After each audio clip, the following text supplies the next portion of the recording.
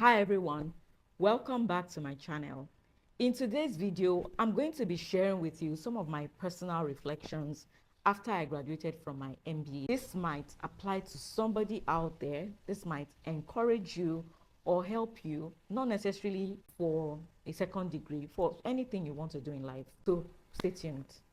So the first thing I want to say is, for a very long time, I contemplated having an MBA degree, but something held me back. Analysis paralysis. I'm sure you guys have heard that word before.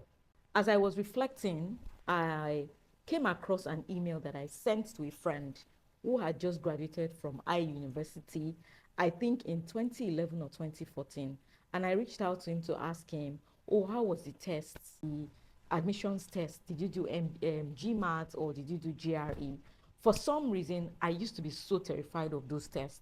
As a matter of fact, I bought all the books. I registered for the exam and went back to cancel it after postponing like 2 times. I think the third time I couldn't postpone again, so I just canceled it. Fear just held me back. Just didn't feel adequate enough. Analysis paralysis. Where would I get the money from? How would I pay?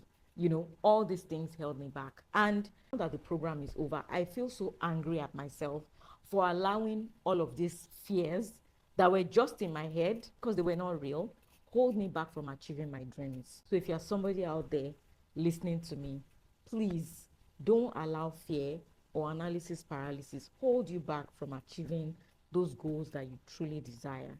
Take the first step and you will figure it out along the way. Trust me, I understand. I'm somebody who wants to have it all figured out from the get-go. You will figure it out as you take the first step. The next step will become easier for you and you will find your way. Trust me, I've been there, done that. The second thing is discipline over intelligence. A lot of us allow ourselves to be held back because we feel like we don't really know something. But in doing what is required for you to achieve that goal is actually more important than knowing everything you need to know to achieve that goal. Let me explain. During the program, we had forums during the week.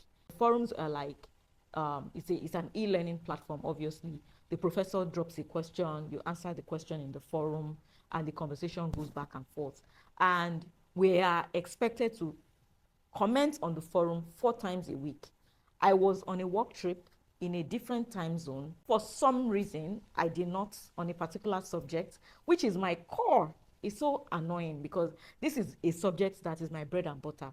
But maybe I took it for granted as I think about it now.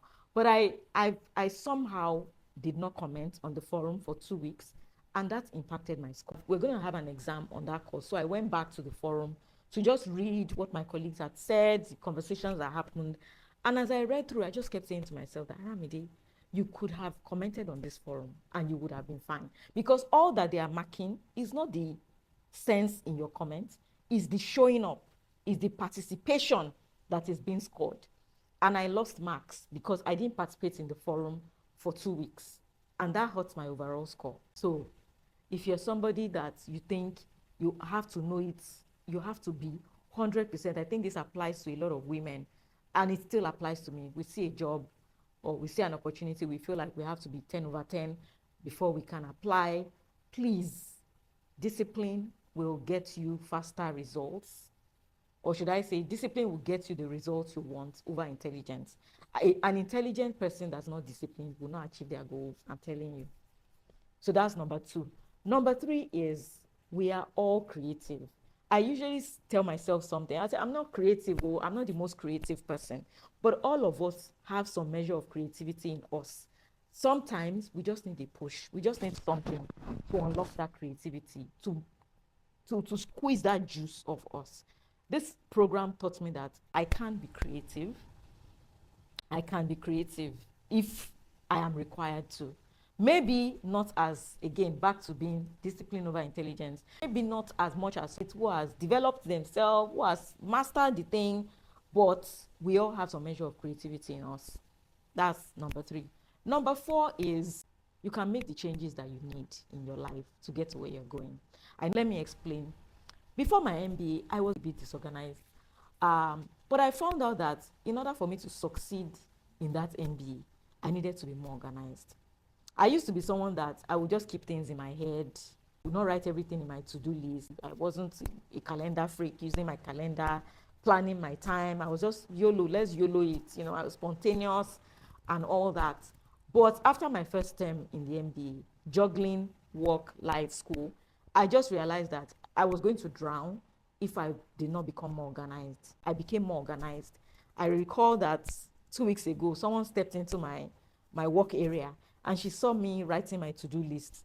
And she saw maybe one of my to-do lists was buy the yam this week or something like that. Reach out to the yam lady, pay for so and so. And she was like, Aramide, I didn't know you're disorganized. And I laughed because that was not who I used to be. But I learned during the MBA that in order for me to go far, in order for me not to drop the ball on several things, I needed to be organized. I needed to plan things ahead. I needed to write things down. So I started using like my WhatsApp to myself to write my to-do list every Sunday. Before the next week, I go through my calendar to see what's happening in the next week. I write down my to-do list. I write even the most unimportant things in my to-do list. And that has helped me, not just for school, because it's something that I've carried on into my life even after the MBA program. So if you're somebody that feels like, oh, I'm not this, you know, all those tags we give ourselves, oh, I'm not this, I'm not built for this, let me tell you today that you can make yourself like that. It just takes intentionality. I never used to be a calendar person, but now even church, like church programs, day 1, day 2, day 3, I put it on my calendar. I had to go and learn on YouTube how to harmonize all my calendars because I found out that I was always double booked. I was always forgetting things. So let me just say that if you're somebody that maybe you're like me, you're not very organized, you can become organized. And your own might not be organization, it can be something else. And finally, something else that I learned from the MBA was the power of speaking up and speaking up for yourself. There were many instances of things that happened during the MBA that my normal self, I'll just keep quiet and move on. But someone shared something with me, someone in my group. He said to me that the first time I spoke up, it really helped him. Can you imagine? Before speaking up, I had that conversation in my head multiple times. Do you want to be the bad girl? Do you want to be the bad guy? You know, but in certain instances, you need to advocate for yourself. You need to stand up for yourself. You need to speak for yourself so that you are not just pushed aside. And speaking for yourself also helps you to build your voice. These are some of the reflections that I had and some lessons outside of specific soft skills that I learned through the MBA program. And I hope that for somebody watching, this speaks to you. Don't allow fear set you back. Fear is unreal. False evidence appearing real. It's false. Don't allow it set you back. Know that you can do things that are not second nature to you. You just need to build that muscle. You need to be more intentional. And if you enjoyed this video, please share, like, and subscribe to my channel. And I will see you in the next one. Thanks for watching. Bye.